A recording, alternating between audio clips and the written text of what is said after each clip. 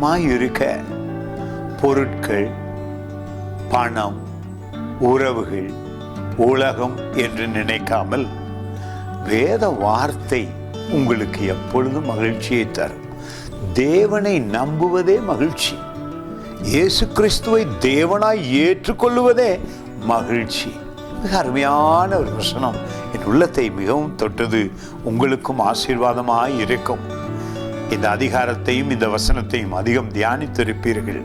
17ஆம் அதிகாரம் நீதிமொழி புத்தகத்திலே 22வது வசனம் சொல்லுகிறது, மன மகிழ்ச்சி, மன மகிழ்ச்சி நல்ல ஔஷதம், மருந்தா. சுகமான வாழ்வு உண்டாகிறது நீங்கள் சந்தோஷமாய் இருந்தால். கவலையாய் இருந்தால் உடலே வீணா போய்விடும்.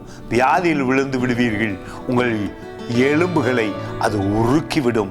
மெலிந்து நீங்கள் உடைந்து நொறுங்கி போவீர்கள் சந்தோஷம் இல்லாவிட்டால். இந்த நாளில் அந்த சந்தோஷத்தை கிறிஸ்துவுக்குள் பெற அவளாய் இருந்து துதித்து பெற்றுக்கொள்ளுங்கள். மன மகிழ்ச்சி நல்ல மருந்து, ஔஷதம். முறிந்த ஆவியோ எலும்புகளை உலர பண்ணும். நீங்கள் உலறி போவீர்கள், காய்ந்து போவீர்கள்.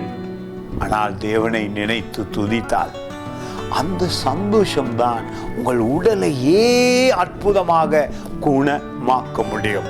உங்கள் இருதயம் சிரிக்கும் பொழுது, சந்தோஷமாய் இருக்கும் பொழுது, உங்கள் தலையும் உங்கள் நினைவும் உங்கள் மனமும் பாதுகாக்கப்படுகிறது. உடலும் ஆரோக்கியமாய் இருக்கும். சந்தோஷமாய் இருப்பது கிறிஸ்துவுக்குள் மிக மிக முக்கியம். பவுலும் சொல்லுகிறார் அல்லவா, சந்தோஷமாய் இருங்கள். மீண்டும் சொல்லுகிறேன், சந்தோஷமாய் இருங்கள். ஏனென்பா, இயேசு கிறிஸ்துவை தேவனாய் ஏற்றுக்கொண்டோமே. அவர் இருக்கும் பொழுது ஏன் கவலை, ஏன் பயம்? சந்தோஷத்தின் ஆவி உடலை சுகமாக்குகிறது. God bless you.